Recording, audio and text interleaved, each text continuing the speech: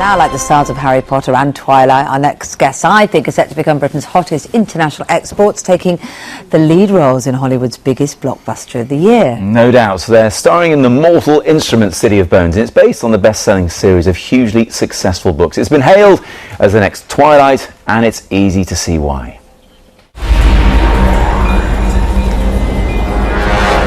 What are you looking at? Wait here. Why can I see you and no one else can? I was going to ask you the same question. I don't even know who I'm talking to. You're a killer. A cold-blooded killer. As opposed to a peace-loving killer. I know what I saw. You think you know. Why am I drawing this?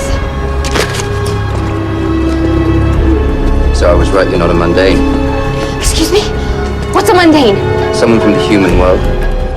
Lily Collins, Jamie Campbell and Robert Sheehan join us now. And glad, Jamie, that we can see you in that clip, because us mundanes, us normal human beings, can't see you. I've got my rune on today, that's why you can also see me here now. Because we've got a flavour of it there. It's all about runes. And do you find that the runes just sort of appear in all sorts of weird places? Oh, sure. You've only done one. You've just done the one over and over again. It's Just like me. A bit of variety. Just like I think you me. get a close-up of this little symbol here. I find myself now, like, drawing this now. It's really weird, because you just see it in the movie. Yeah. You've got to explain what it's about, because people will be utterly bewildered by what we're talking about. The movie, in general. Yeah, the movie. Not that rune particularly. Well, it's the angelic rune.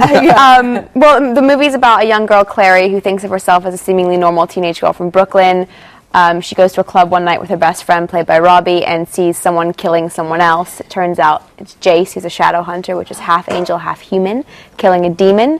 And the ultimate bad shadow hunter takes my mom, and it's like a journey of self-discovery, trying to find my mom, finding out I'm a shadow hunter. And Now, it's set in New York, but you're British, but you have an American accent. right. You're British, Jamie, you have a British accent. And you're Irish, I am. Robbie, but you have an American accent. I have an American accent, Let's just yeah. clear There's a this lot of up. vocal coaching. Yeah, I've got the easiest job out of all of them. Right, A lot of exactly. ignoring vocal CDs on set, going, listen to this. No. How prepared are you for this to really take off? Because I know people can get quite excited about this kind of thing, especially the books have been a big success, and off the back of things like Twilight, which of course you know all about. I mean, how so prepared are you for it? Well, Robbie, we've experienced some of the hysteria, I think, firsthand. I mean, I've joined the whole big press tour a bit later than these guys. These guys have like gone across, North American stuff. But like recently, we went to a big mall appearance in Los Angeles, and we were met with like 1,200 to 1,500 screaming, weeping fans, people who are just hysterically, fans of the book. And so we are kind of giving them a movie of something they're deeply in love with. And so that must be a little bit of pressure, really, that you think there's a lot of people that really have a vision of what these characters are like. Did that scare you a bit? Yeah, of course. I think, ultimately that people are always going to have a preconceived notion of who these characters are. I think that's, that's something that you have to be aware of when you start, an adaptation of any sorts. All we can do is sort of try and please them as much as possible, and also bring our own flavour to that. you can tell it looked like fun to make, and you two already knew each other beforehand anyway. Yep. Yeah. But then you all became friends. I mean, you seem pretty. Yeah, Do you know what? You look to me like a band, actually. The three. Well, I said when we were touring, I genuinely feel like we do have a folk album that we're going to promote at the end of all this.